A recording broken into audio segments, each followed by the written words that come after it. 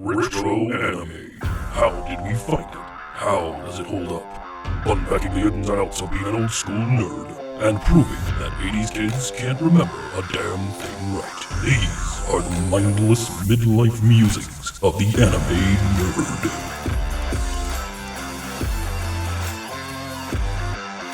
nerd. Welcome to Mindless Midlife Musings of the Anime Nerd. I'm Rick, and I'm joined by most of our panel, Vic and Brian. How you guys doing tonight? Some are doing better than others, apparently. Yes. Well, she'll be back. She'll be back, Brian. It'll be all right. Look, I'm not just saying this for me. I'm saying this for all the other people out there who've gotten used to her wonderful dulcet tones. Absolutely. Yes. Unfortunately, Lynette will not be joining us for this episode, and that's a shame. Because in this episode, we set sail for adventure on the planet Letta. It's time for action, science fiction, and a titillating dose of fan service. Today we're talking about Plastic Little. Plastic Little is a Japanese original video animation film and manga series created by Satoshi Urashihara. It was released in North America on VHS by ADV Films in July 94, and it was released on DVD some years later. I think it was like 2002. The story is about Tita Koshigaya, who captains a ship, the Chacha Maru, and she's a pet shop hunter. She captures exotic sea creatures in a sea of clouds on a gas giant. That's the planet, this setting for this film. And she never see her actually do any of those things. And she saves a young lady, Elise, and from military forces. And so begins our story. So this anime, it came out, like I said, it came out in 94. It was released by ADV. I picked this up.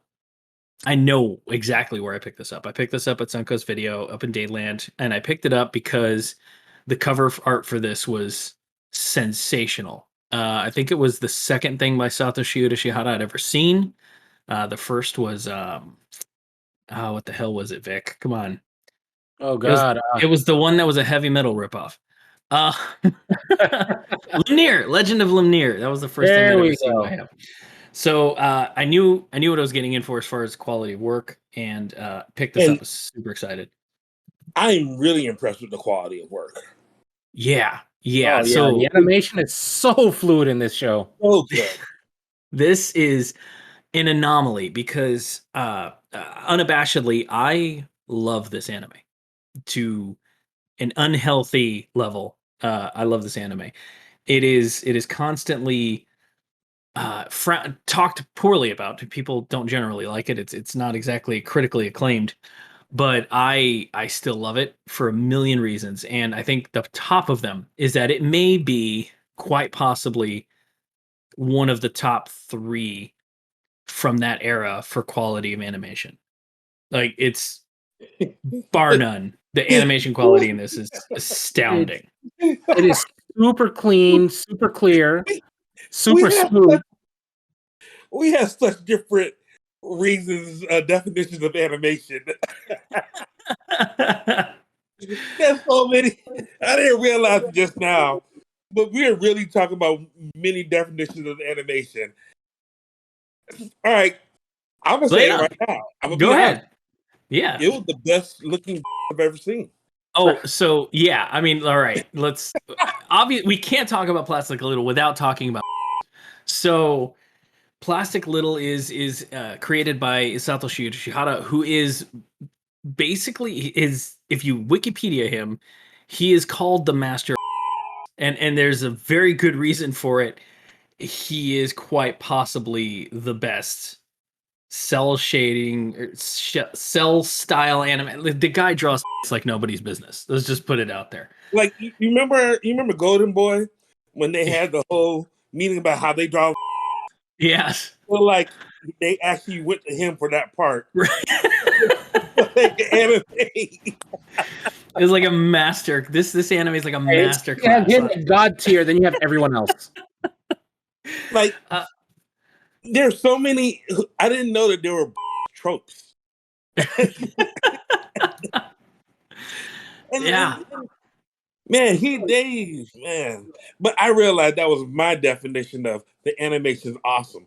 Your definition is quite possibly something completely different. It is, but it does not disclude or discount the quality of animation. This is by far, and I told you this before, Brian, this is probably the best animation of the female form ever rendered. Quite possibly. Like I think it's basically flawless.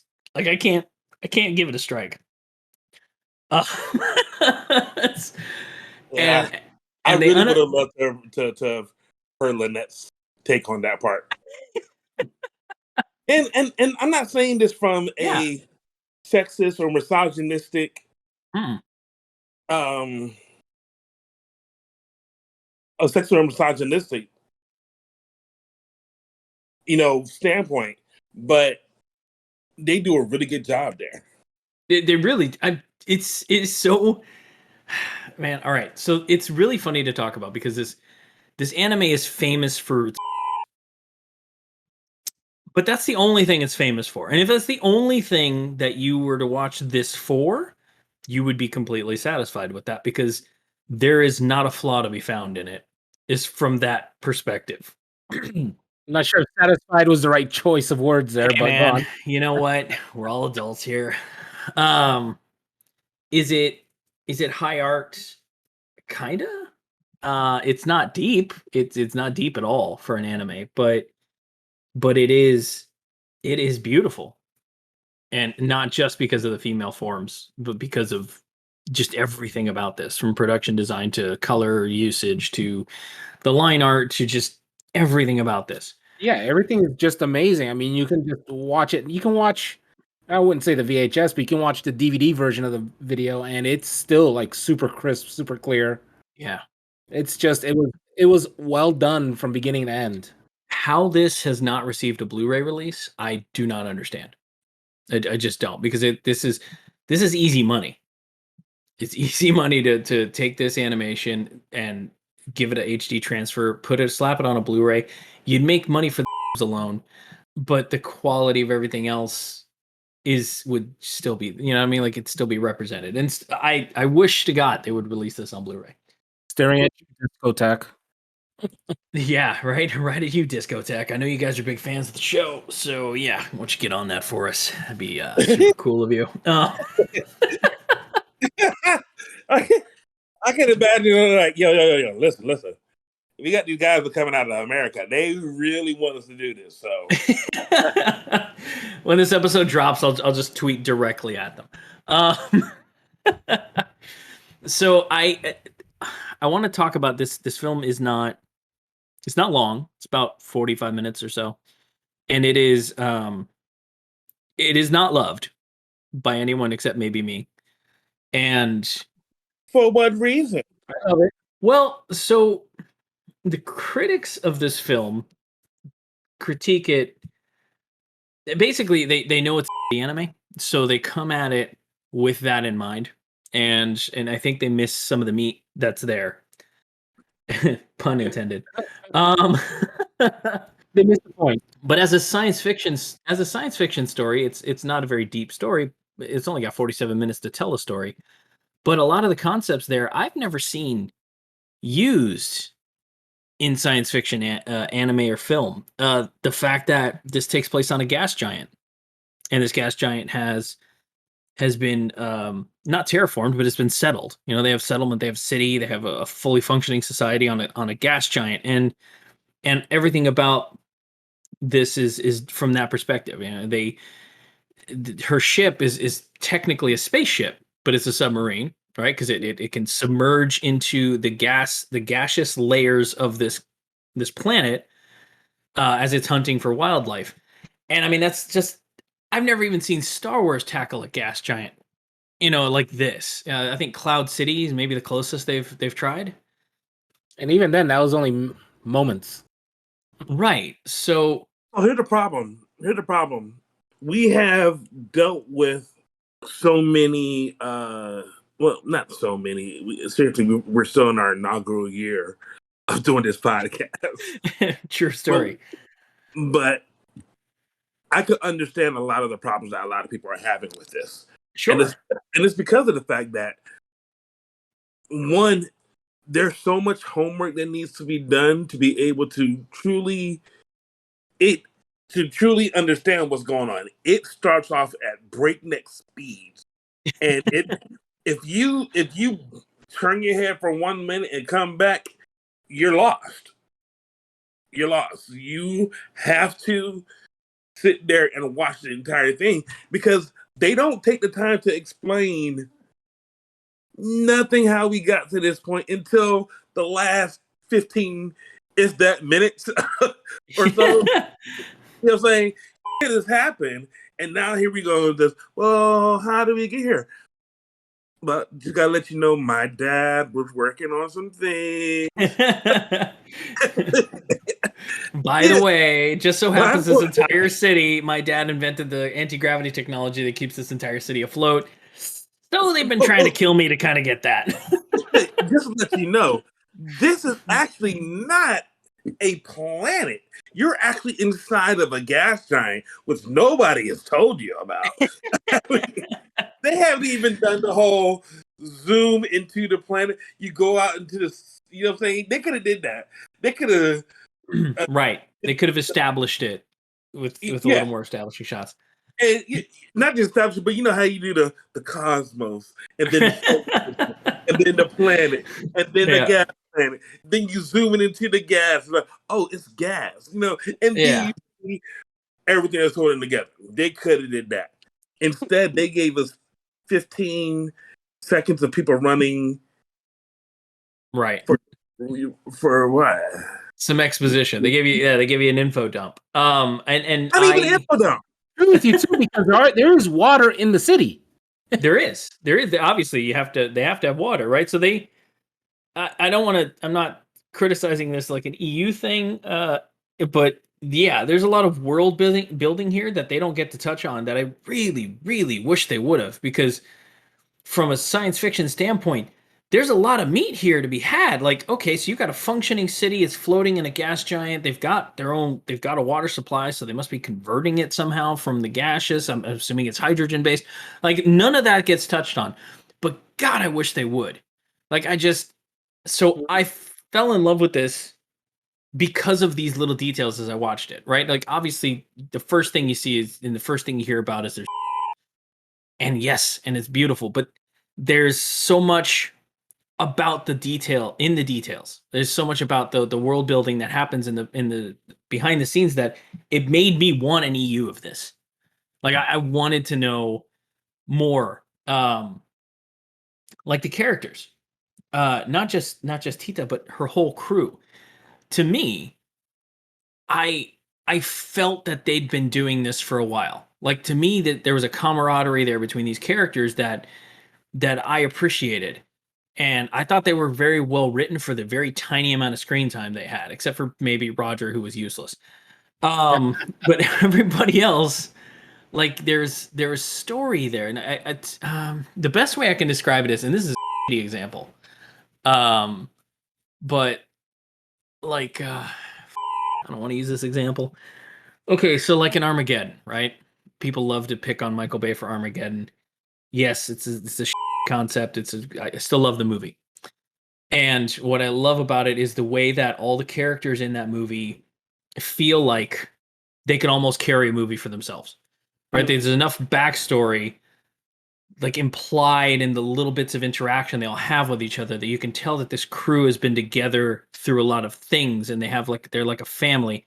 And that's how I felt about this crew in this anime. But go ahead. Flag on a play. I got. Come on.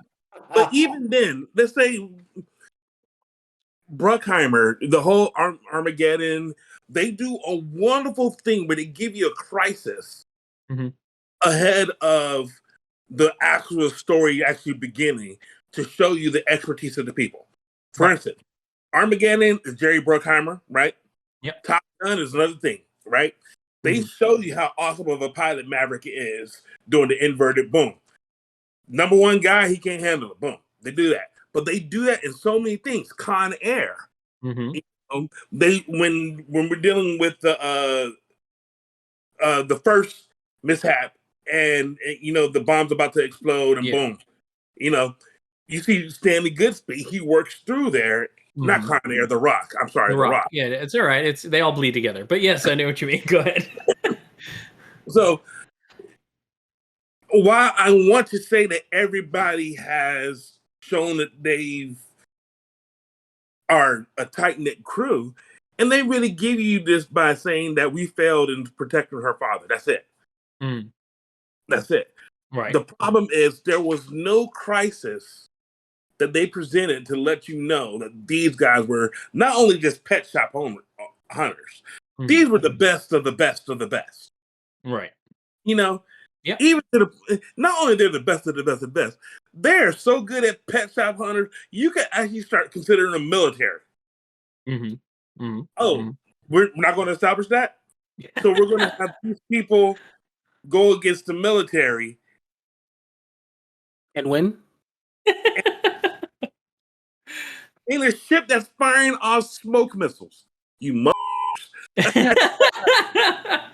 Yeah, no, hey, I am not gonna defend the final act. All right, they pull some shit out there, and they'd never explain it. I have no idea. Did the front of the ship explode? Like what? What did they do? Like everybody on the ship seems to know what Tita wanted them to do, which is kind of I liked that, but they never let me know what they were doing. Just all of a sudden. Radar all of a sudden had a main cannon on board, and all of a sudden they did, and all of a sudden they had an SDF-1 main cannon. It wasn't an orbital beam cannon; it was a spiral beam cannon. Right. yes. Super Dimension Fortress Macross would be proud. They just suddenly had a beam cannon that they figured out how to do, and were able to wipe out an entire military force. Absolutely ludicrous. No defense. I have no defense for it. It is ludicrous. But I still fell in love with this, and I ended up buying the manga, and obviously buying every piece of scrap I could find about this anime. But the manga was cool, and I know it's homework, but the manga's kind of cool in that it shows how each one of those characters becomes a part of the crew. So it kind of talks about it's something that like I see what you're going for, Ryan, right now. It's why isn't that in an anime? Why isn't any of that in the anime? Because we only got 47 minutes worth of the story. Right. So let's talk about one of the biggest things that we have is one of the biggest problems we have when we're dealing with old school 90s comic book movies like The Punisher. You know what I'm saying? It took them a long time to get The Punisher right. Agreed. And by right, we mean to the point where we got Punisher Warzone, and it was a tolerable. It was tolerable. It was tolerable. But the same thing could be said for when they did their David Hasselhoff version of Nick Fury. We don't discuss that ever. Or Spade to Spade, the first Spider-Man. You know what I'm saying? As beloved as it was, they didn't really follow the source material. Right. They took a lot of liberties that a lot of fans were pretty pissed about. All right. So the question that has to happen, that has to be asked in this scenario is, you have all the information there. Mm-hmm. You have everything. Who is the one to say, yeah, look, we can do this? How long? Look, 6 episodes. That. Look, give me 45 minutes and some smoke missiles, and I got this knocked out. I've got you. I got knocked out. This is a winner. Yeah, I feel like though with the quality of animation you got, back then that quality of animation is not cheap. And from a studio that usually does like full-blown TV series, it was like, okay, you get a series or you get 47 minutes of top tier quality. And they went with that. He's like, which one's going to be, which is the most important thing for you right now? So I've heard this described as a candy anime, in that it is absolutely delicious to ingest, but it provides you with no nutritional value whatsoever. Right. So, and it's a feast for your eyes, and it's in that. But if you're looking for anything of value, you're not going to get it in the plot. I think that has something to do with the name. Which, I mean, we're going to do the thought exercise on this one later. We are. No, we have to. We have to. This is the worst. This is one of the worst names for an anime ever committed. I really feel like there's a point in time where they're looking at the kanji of this, the kanji character of this, must look so bad. I'm staring at those right now, and they kind of are. Yeah, they're like, this just looks great. Yeah. We put these together. Are we supposed to put a topic together? Nah, we're gonna put these together. People gonna be like, that is bad. There is it's kind of one of those things, right? Like 90s anime that just had names. The 80s anime had endings, and then like 90s anime just had names. And endings in many ways. But it's like all right, so like Fist of the North Star, right? Like that's an anime that makes you go, "Ooh, wow, what the is that all about?" Wicked City. Like these things had titles that were a little like, I don't know, it would draw you in interest wise. And then 90s anime had Burn Up, Excess. Burn Up. Nobody has herpes. Yeah. And Ninja Like Hyper Scroll. Police Like and- Ninja. Yeah, like they just really have like these weird, it's a trope to have a name that has nothing to do with your anime. And that happened in this point in time. It happened in the early still happens 90s. now. Yeah, but I think it was birthed here. I think not with this anime specifically, but it was birthed in this era of releases where it's just like, you know what? Who cares about the title? Just call it whatever you want. People will come see it. And yeah, so they named this something absurd, to say the least. And I have yet to finding any reason they would have named it this. Or short of jokes about, fake. That's the best I can come up with. It's a problem. It is, without a doubt. It is. The title is very misleading. And I remember picking it up. The cover art was gorgeous. The back of it, the story, because is basically what I read to you. And that sounded interesting. And I'm like, oh, they capture exotic creatures. Oh, they're in a sea of clouds. Oh, this sounds cool as shit. And look at this, is gorgeous. Why is it called Plastic Little? I guess we'll find out. Pump the VHS in. 47 minutes later, I'm like, yep, I don't know why this was called Plastic Little. I don't know. It's tough. I still unabashedly love this. It's one of my guilty pleasure anime. It really is. It really is. I mean, notwithstanding, it's just a fun show overall. I am happy to watch this at any point in time. Obviously not with my 9-year-old in the room just yet, but yeah. So it's A few years. Look, sir, I'm telling you right now. Look, if you want to see some high quality ones, sit down. Let Dad talk to you for a second. When it's time for you to have a conversation about the birds and the bees, you could use this one. I can be like, Don't use Ninja Scroll. right? Yeah, definitely don't use Ninja Scroll. Don't use 3x3 eyes. No, none of these will help. This anime is so like I said, it's candy, but it's candy that I will continue to buy, even though I know it's not good for me. I want to say it came out at a time when anime was gearing for this kind of thing. It came out when they were pushing extremes. They were trying to come out with releases that were interesting, that would catch the eye, and this definitely does that. As we've established, it is hard to top as far as quality of work goes. But yeah, I don't disagree with you, Brian. I wish they would have given me another 20 minutes to flesh out the characters a bit more. 20 minutes, maybe 20 episodes.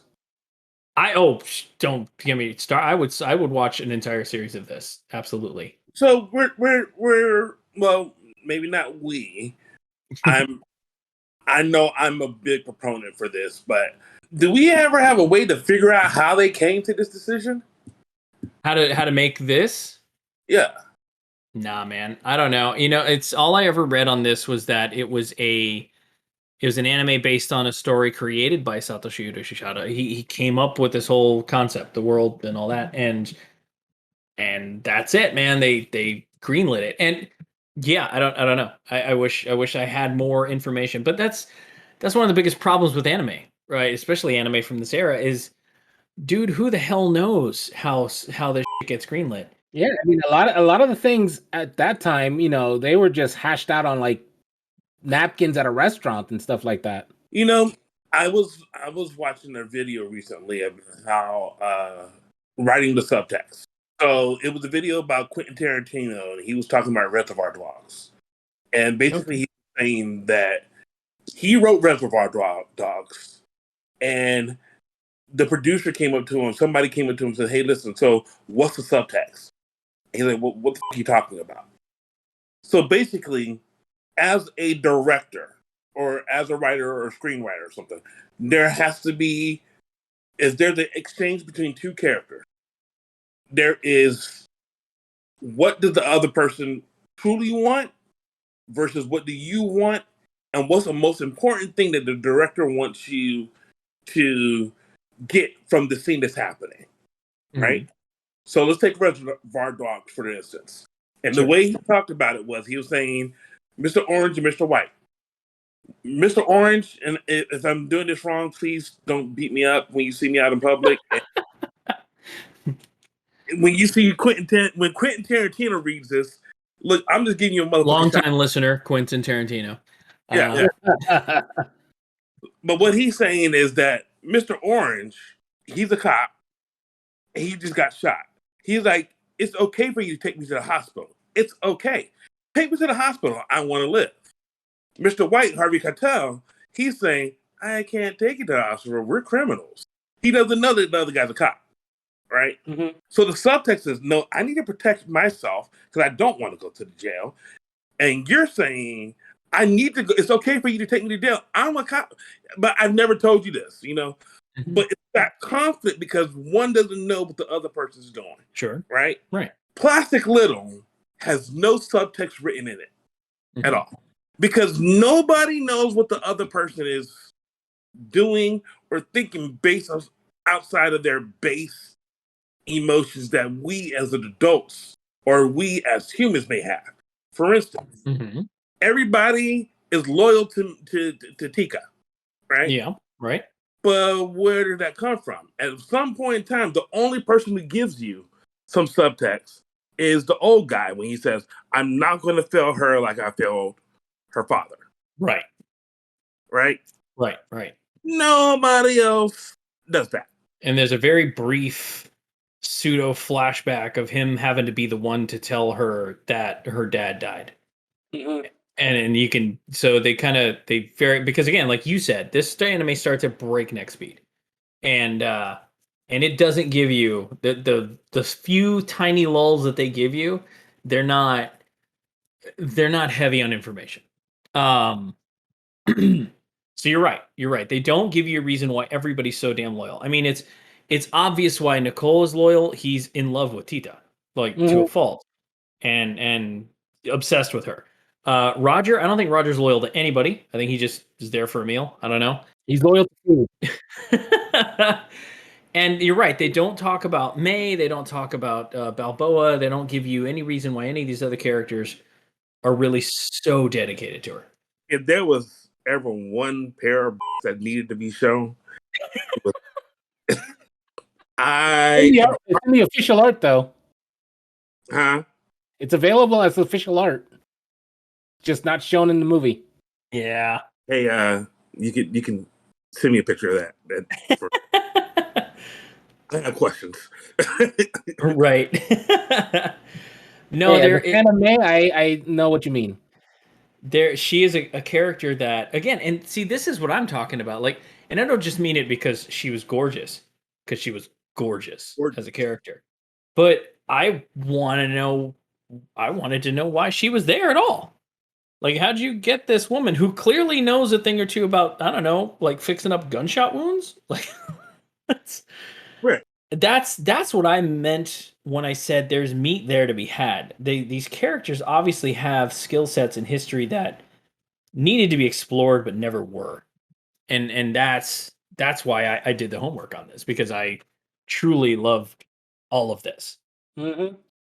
For me, it was worth it to buy the manga just because it allowed me an opportunity to learn more about these characters. These characters, there is a good story there. There's a history there, but they didn't put enough money into the budget or give themselves enough time to work this out and really make it, I don't know, into the story. This could have done with a series order. That's all I'm saying. Is I liked the very idea of these characters and their minimal amount of interactions.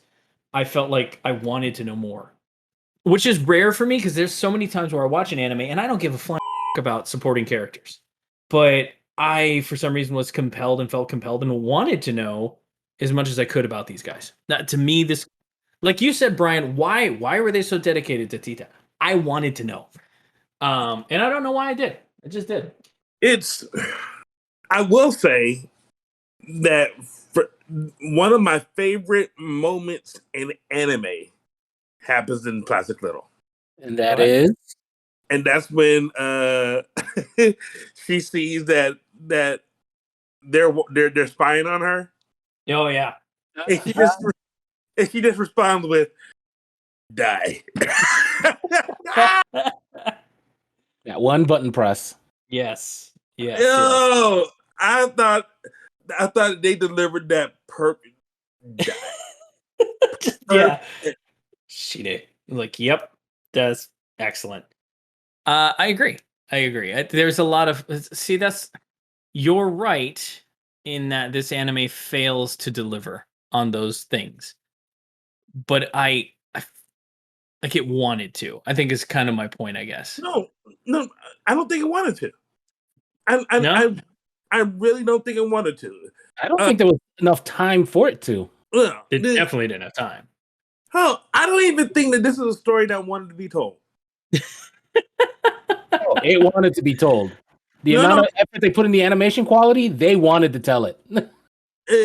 Look, I've seen some doodles from people who I know are artists that have no reason being a story. Yeah. No reason. I agree. Absolutely. Do you feel like this is one of those? I think that this was, for instance, you were saying there's so much stuff to love, right? I feel like there is. Yeah, go. By far, some of the best vehicle designs I've seen. Right.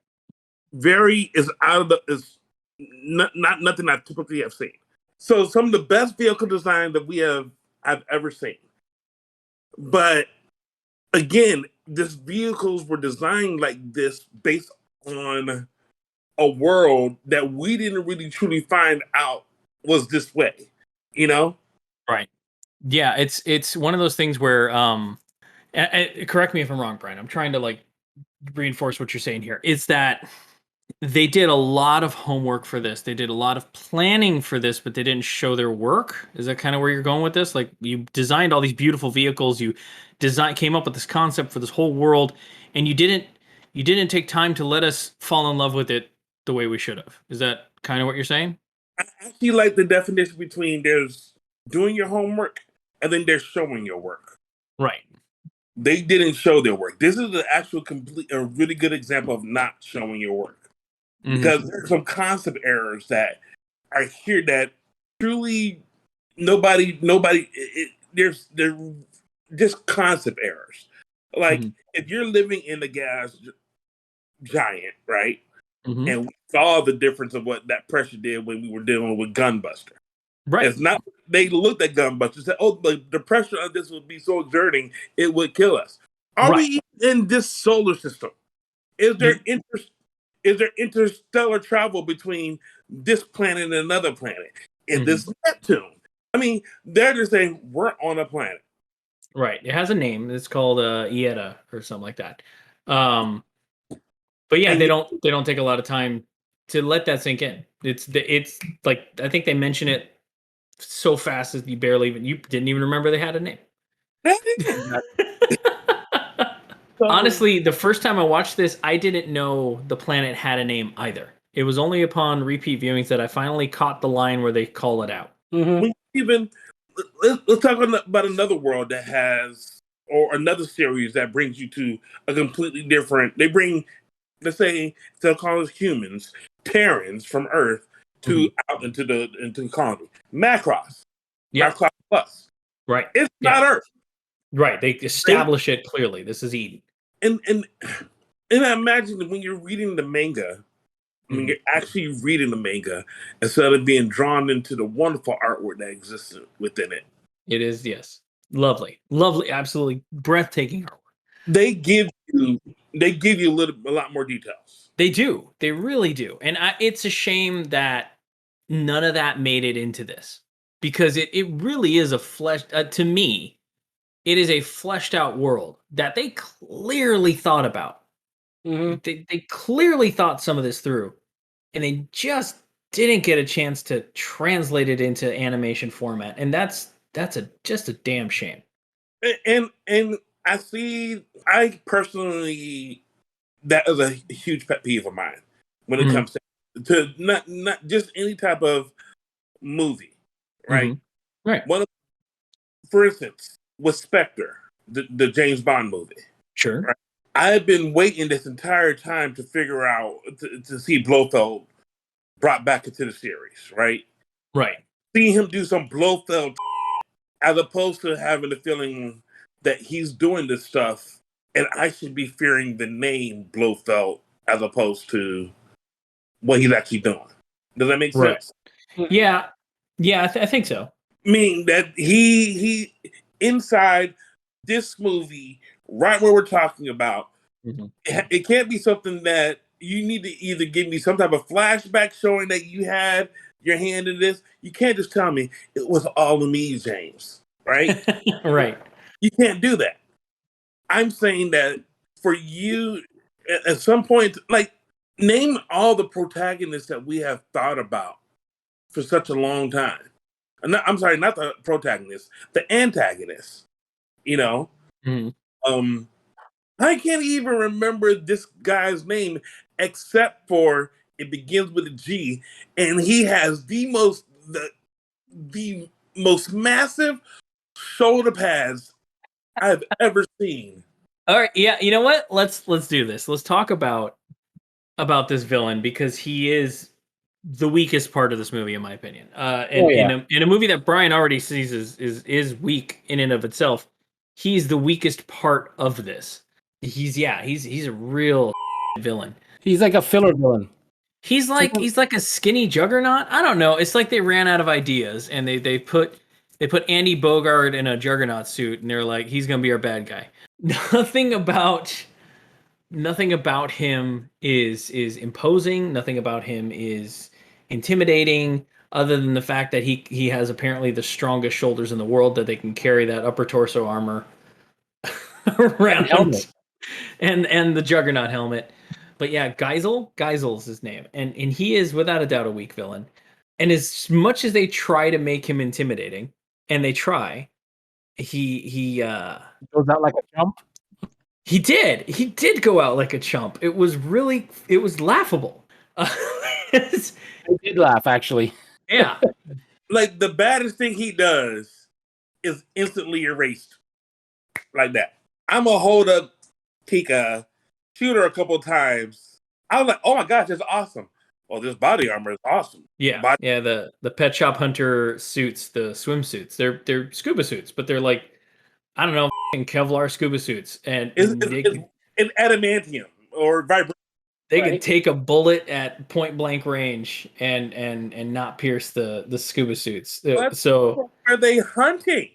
Right. You're not wrong. Why do they need suits that are that hardy? Right. And that's something I wish they could have shown you. Like, why do they need these? What are they hunting that these scuba suits are essential?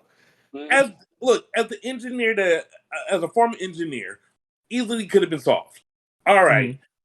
Not only are we going out and we're hunting in this gas giant, but more often than not, we actually have to go out into the gas giant to either coax the animal in or collect the animal. But there's a point in time where we are going to be have extreme pressures pushed on us.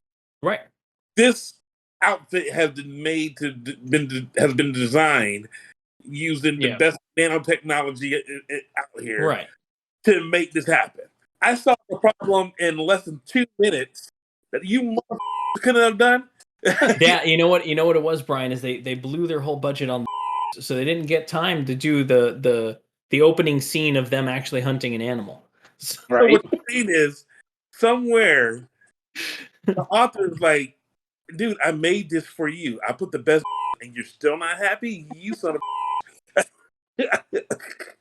I'm the one you're right. and what's that just means that Brian's not getting the Christmas card from Satoshi. That's right. Yes, Satoshi, longtime listener. We always appreciate your feedback. No, it is.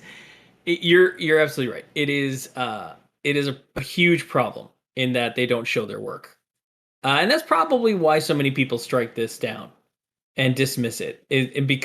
What's funny about this anime is it is not X-rated, right? This isn't a hentai film by any stretch of the imagination. There is nudity in it, but it is not like that's it. That's all it is. It's not seductive at all. Right. There's no sexualization of it at all, short of a character being infatuated, Nickel being infatuated with Tita. And that's comes from a place that they show later. It's a very short, endearing thing where he's so worried about her that he refuses to leave her bedside and he passes out from exhaustion on her lap. And she wakes up and she realizes that she's topless and she decides that she's going to bludgeon him to death, realizing that he's there because he cares about her. And she stops herself. And it's a very small moment in a movie that doesn't slow down forever. Mm-hmm. But it's good. It's an endearing moment. It makes me like Nicole and make me like Tita more because she's interesting. I don't necessarily agree with her politics. It's going out and capturing animals, but it's one of those things that makes me go, okay, I can kind of see why. These guys are dedicated to her. She's a good soul, I guess is the word I'm looking for. And little moments like that are the moments that make me see that in the character. And it gets glossed over because while that's happening, she's nude. Yeah. So it's the one thing nobody's going to look away because that's what's happening on screen. But everyone else is focused on something else other than the story at that moment. Without a doubt. I would also like to say that my second favorite moment of fabric happens in this one. And that's when she wakes up and she zips up. That is by far the best looking zipper I've ever seen in my life. And yeah, man, look, when Vic and I talk, and when all three of us talk about the quality of the work here visually, we're not exaggerating. The quality of the work here is there. It's phenomenal for its time period, and it wasn't a theatrical movie. It was a direct-to-video release, and you could pause any frame of this, and it's a work of art. It is crystal clear, true to the source material. It's just amazing. It is. And yeah, you're right, B. I loved those stupid scuba suit designs, especially when those scenes where they're like putting them on or taking them off, or like it looks like, I don't want to say real, but I could feel the textile of it. But it's something about they did a really good job of the sound of that zipper. You're not wrong. Yes.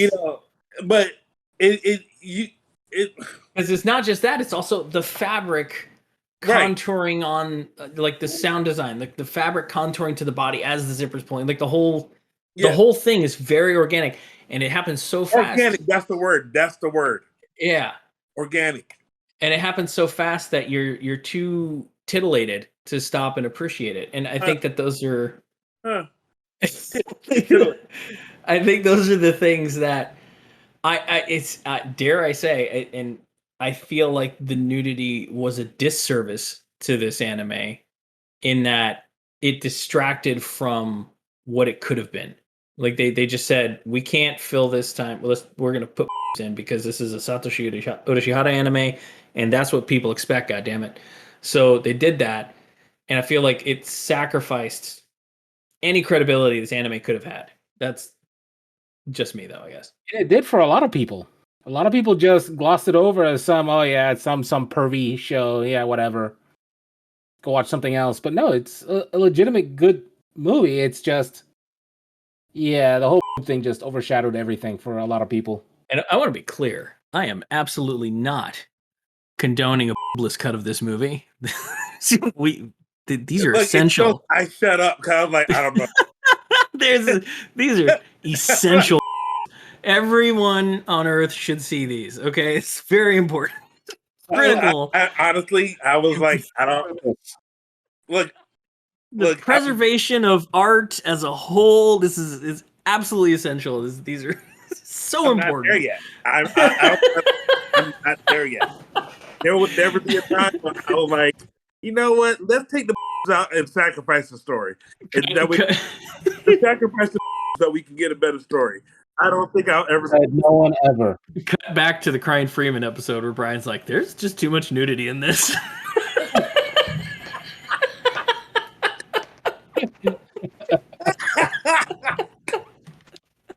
I never said. I said there's too much. I've never said get rid of all of it. Never said that. Touche. Yo. I love that about this. I love that we're able to do callbacks like that. Oh man, that's awesome. Oh man. All right. I say we go ahead and we wrap this up. We've waxed nostalgic about this one for a bit. No. We have to do our exercise. Oh yeah, that's right. Sorry. Woof. Exercise. All right, let's do it. Clearly, Plastic Little is a horrible name for this anime. It is a horrible name. So, in our thought experiment, we will be renaming Plastic Little into something more appropriate. Brian, would you like to start? Yes. Please. Wrong place, wrong time, but there's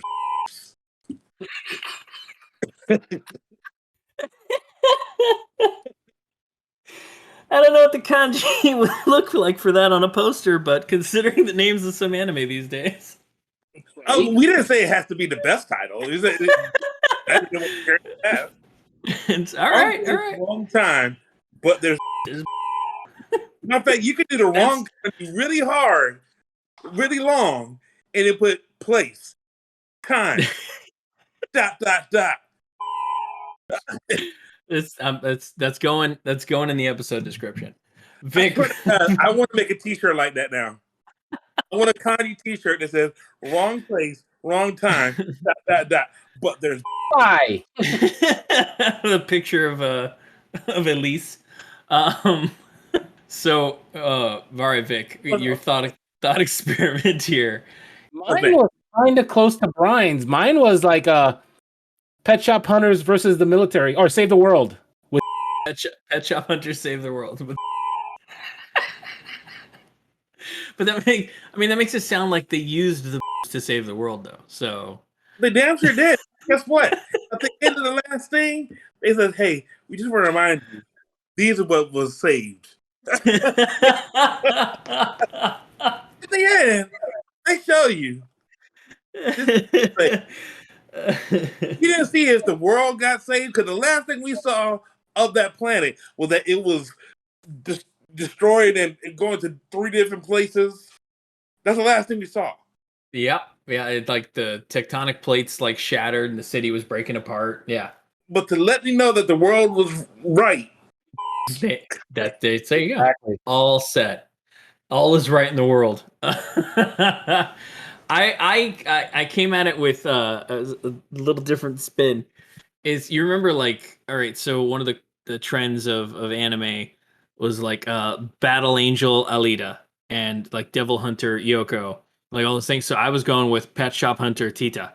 Is that, to me, would have been a more accurate name to represent this title.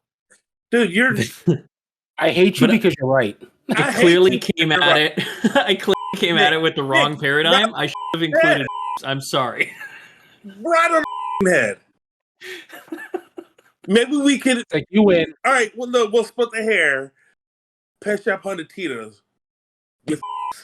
There you go. Perfect. Change nothing else. That's exactly the title. Oh man. I really hope that Andrea enjoys these editings. I really do. Ladies and gentlemen, we have one of the best producers. Is that what we're going to call her, our producer? Oh, and she's absolutely the producer, head of production for sure. And yeah, she is. She, she's a godsend. Man. Yeah.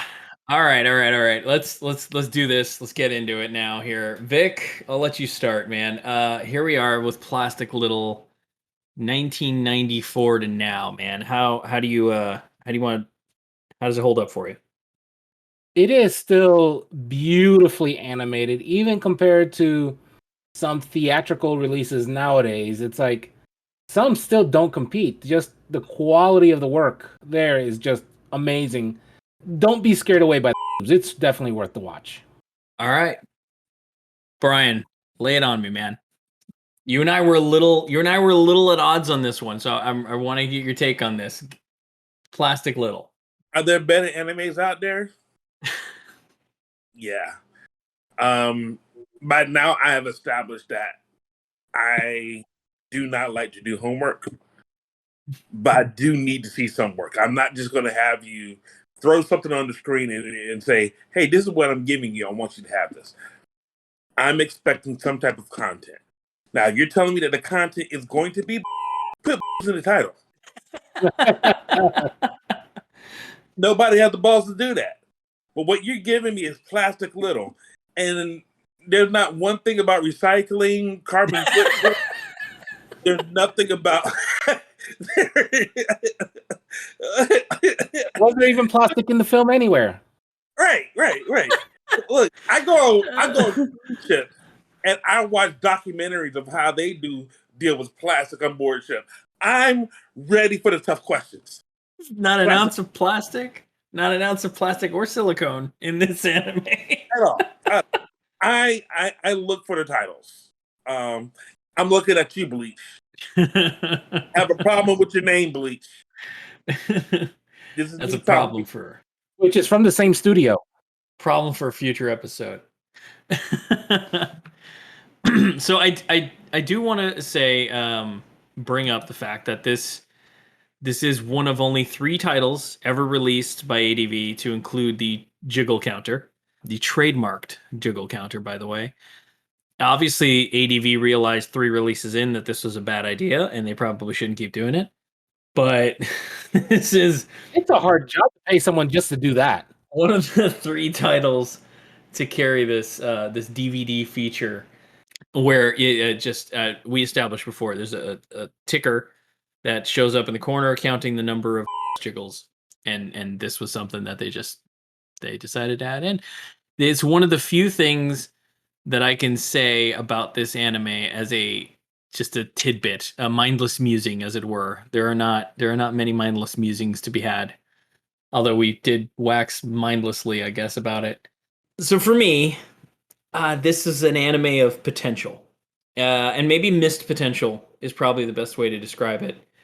If you're willing to do the work, you can find enough meat here to be satisfied with this anime. It is weak in its delivery. It has a villain and I want to say a mindless third act, but I see what you said. Yeah, but I am genuinely intrigued with those characters. I was genuinely intrigued with characters, and if you're the kind of person that appreciates seeing characters interact in a way that implies history, to me, this anime did that.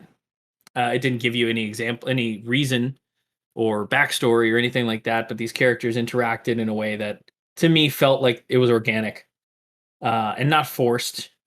And each character was uniquely designed in such a way as to make them interesting enough to the point that half of them could probably carry an anime by themselves.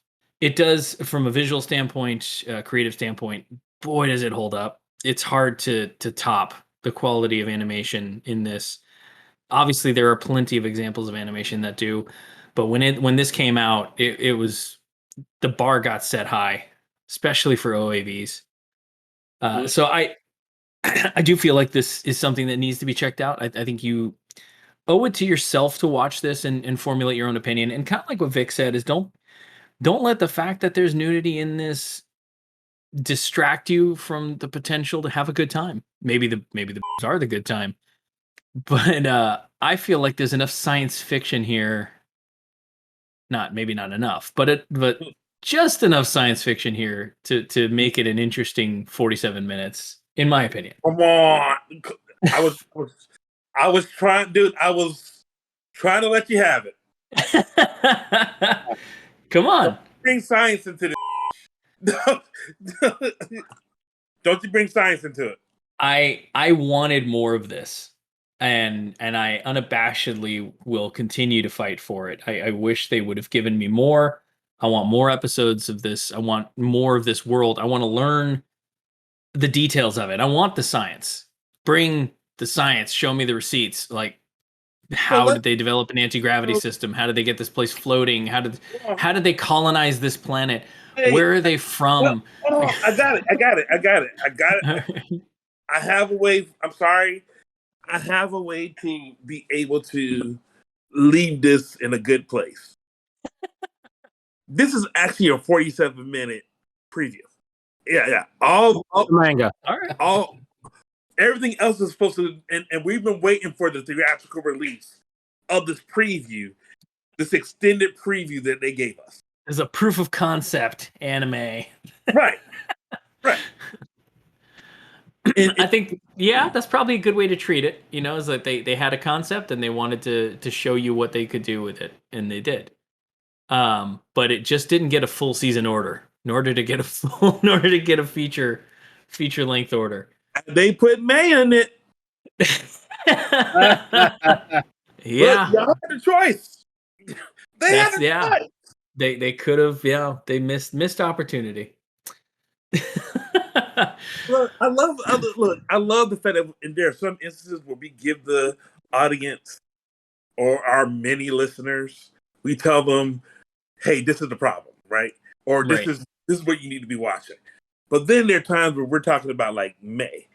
We haven't even told them how to spell May. We haven't let them know which character is May. There is no, other than the fact that we're saying, "Yo, May's the." Nobody knows who the fuck we're talking about. And I love that they're. Well, then they even don't watch it. And listen, B, just to expand on that a little, May's got like maybe 4 lines in this whole anime.